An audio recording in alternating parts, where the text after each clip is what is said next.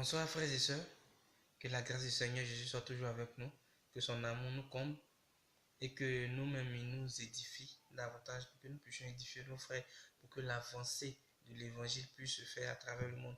Aujourd'hui nous allons méditer un petit test, le psaume 119 verset 130. La Bible dit, la révélation de tes paroles est claire et elle donne de l'intelligence aux simples. Frères et sœurs, la Bible dit, la révélation des paroles de Dieu est claire et elle donne de l'intelligence aux simples. On va essayer de scinder ça en 5 différents cas. Le premier cas, c'est il faut lire la parole de Dieu tous les jours de notre vie. Puisqu'on dit la révélation de ces paroles est claire, ça doit nous éclairer là. C'est qu'on doit lire. Si on ne lit pas, on ne peut pas être éclairé. Non, il ne faut pas se blaguer. Nous tous, on comprend le français. Hein? On essaie de détailler un peu ce que la Bible dit. La révélation de tes paroles est claire. Si ça est clair, c'est qu'on doit lire pour être éclairé. Mais si tu es un chrétien que tu ne lis pas la parole de Dieu, tu seras éclairé comment? C'est que tu n'es pas chrétien. Tu n'es pas, mais si tu n'es pas éclairé, c'est que tu es dans le noir. Si tu es dans le noir, c'est que ça veut dire ténèbres. C'est clair. La lumière, c'est Dieu. Les ténèbres, là, c'est l'autre côté. La révélation de tes paroles est claire. Première condition pour être chrétien.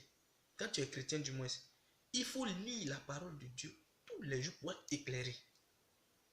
Deuxième condition, il faut la méditer sérieusement. C'est pas, non, tu t'assois après mais tu peux pas une petite phrase dans la Bible et tu médites ça toute la journée. Pour ceux qui ont des occupations, dans tout ton travail, il faut méditer. Il faut méditer.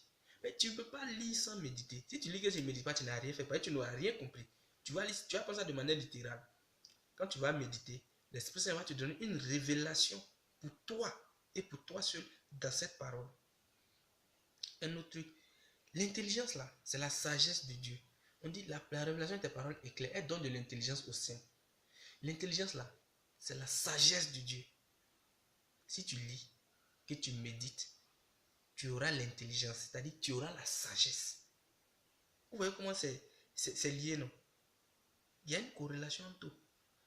Si tu lis, que tu médites, tu auras la sagesse. C'est-à-dire tu auras l'intelligence, tu auras la sagesse. Ça fait trois choses.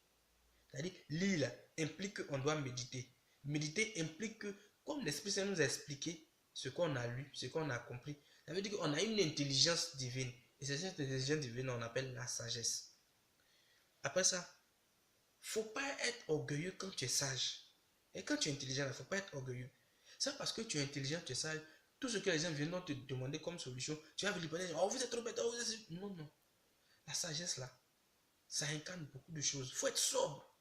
Même quand quelqu'un vient te dire quelque chose d'insensé, tu t'assois, tu réfléchis, comme tu sais que c'est insensé, tu lui dis, non, non, je pense que là, tu ne dois pas aller comme ça, mais tu dois faire comme ça. C'est de la sagesse. Il ne faut pas réprimander les gens.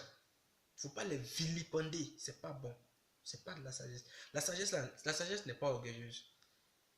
Un être humain n'est pas la source de la sagesse. C'est Dieu qui est la source de la sagesse. Mais Dieu lui-même, il est humble. Il descend pour prendre chair dans notre vie. Pour se donner à la croix pour nous. Il est humble.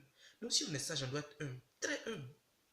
J'ai fait une vidéo sur les vertus. Allez-y voir. L'humilité, là, c'est la kénose. Mais malgré ta sagesse, quand tu es encore sur la terre, tu as toujours quelque chose à apprendre. Forcé. Donc, celui qui vient te parler, mais celui qui vient te demander quelque chose là, peut-être il va t'instruire sur une nouvelle chose.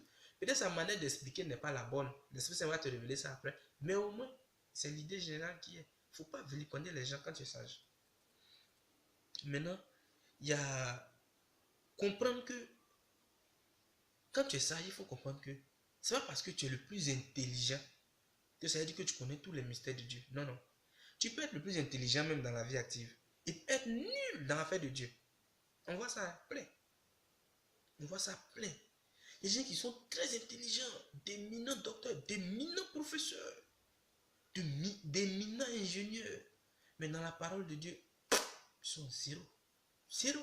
À peine s'ils peuvent te sortir un verset biblique et l'interpréter. Ils vont t'interpréter ça de manière littérale. Vous voyez un peu. Donc, je récapitule. Il faut lire la parole. Ce qui va impliquer que tu dois la méditer. Si tu la médites, c'est que tu auras l'intelligence pour la comprendre, ce qui sera la sagesse. Mais quand tu auras cette intelligence-là, il ne faut pas être orgueilleux. Et quand tu auras cette intelligence, il faut comprendre que tu n'es pas le plus intelligent du monde, mais Dieu t'a Dieu t'a donné cette intelligence pour que tu puisses instruire tes frères, que tu puisses être humble, le plus humble possible. Parce qu'avec Dieu, le plus intelligent, c'est celui qui sert les autres. Parce que c'est le plus pauvre de cœur qui va voir Dieu avant le plus riche de cœur. C'est ce que j'aimerais vous dire, frères et sœurs.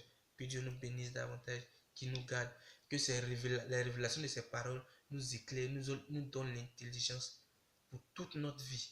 Que Dieu vous bénisse.